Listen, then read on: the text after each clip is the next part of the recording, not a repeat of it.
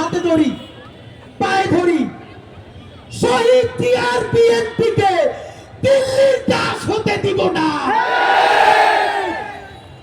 জামাত ইসলামের ভাইদেরকে মনে করিয়ে দেই, সাইদি সাহেবের রায়ের পরে 2 শতাধিক মানুষকে 2 দিনে পাখির মতো গুলি করে হত্যা করা হয়েছে। শুধু হত্যা করা হয় নাই, পাখির মতো স্তূপ করে নারী পুরুষের লাশগুলো রাস্তার পাশে রাখা হয়েছে। সেই গণহত্যাকারী আওয়ামী লীগ, তাদেরকে যারা দেখেছে তারা হলো সেই দিল্লি ভারত। জামাত ইসলামী স্পষ্ট মনে রাখেন, সাইদি নিজামীদের জামাতকে ভারতের দাবিদার হতে দিব না।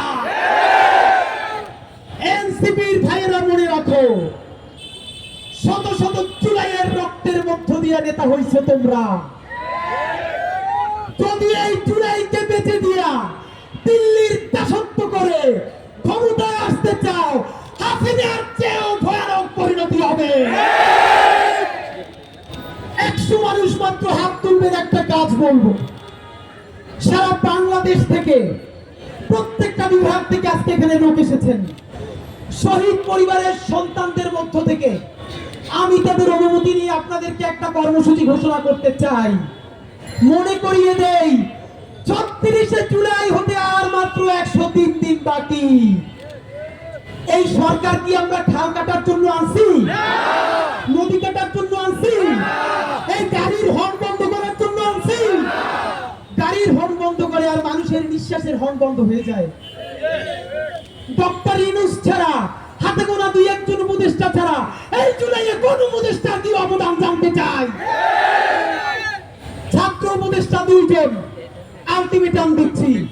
এখন যে আলটিমেটাম দিব, এর মধ্যে যদি এই কাজ উদ্ধার না হয়, তোমাদেরকে পদত্যাগ করতে হবে।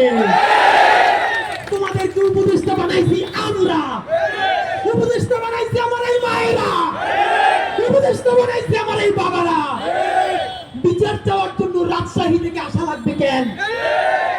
শহীদ আব্দুল্লাহ বিন জাহিদের নিজে মরে গেছে, সেই শোকে বাপটা মরে গেছে, ছোট ভাইটার ক্যান্সারে আজকে হসপিটাল, আজকে ওর অপারেশন হবে।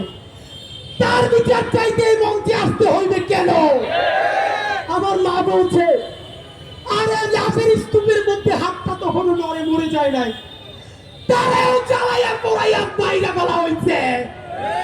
ভাইরা আমার, এইখানে শহীদ আহাদের বাবা আসছে, সব থেকে কনিষ্ঠ শহীদ। টুকটা গুলিতে তুলে শহীদ আমার সন্তান আছে বুঝে, আরে একটা মশাই কামড় দিলে কোনো বাপ মা সহ্য করতে পারে না, আর তার বুকে বসে